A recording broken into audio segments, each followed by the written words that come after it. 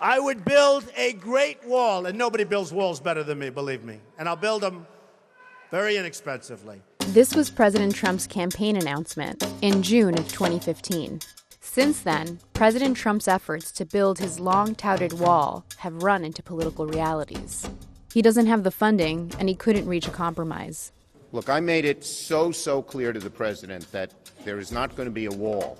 And his voter base is beginning to take notice. Right now, if I were a betting woman, I don't think we're getting a wall. So Trump instead has tried to use a series of distractions to get around the fact that his border barrier is running behind.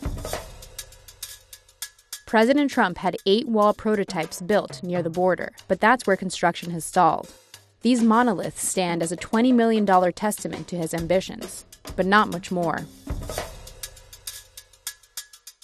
President Trump has repeatedly stated that construction is already underway for the wall. We need the wall. We've started building the wall. We're going to have the wall. We've already started building it. We started building our wall. I'm so proud of it. But it's almost entirely routine maintenance being done on existing sections of the wall, plus 33 miles of new fencing. When efforts to fund the wall failed, President Trump said he wanted the National Guard deployed, a move he said was significant.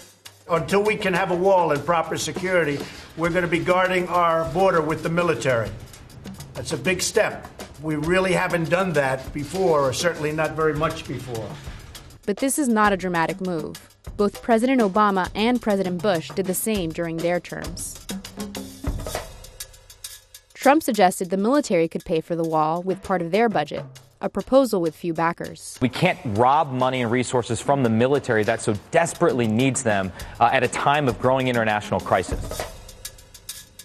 President Trump said he was willing to compromise for wall funding in the 2018 budget bill in exchange for protecting young, undocumented immigrants, known as DACA recipients. The Democrats would not do it. But in reality, Trump was the one who ended the DACA program in the first place. Trump has tried various ways of getting Mexico to pay, including a border tax on Mexican goods, or through renegotiations of the North American Free Trade Agreement, also known as NAFTA. But Mexico has yet to pay a dime.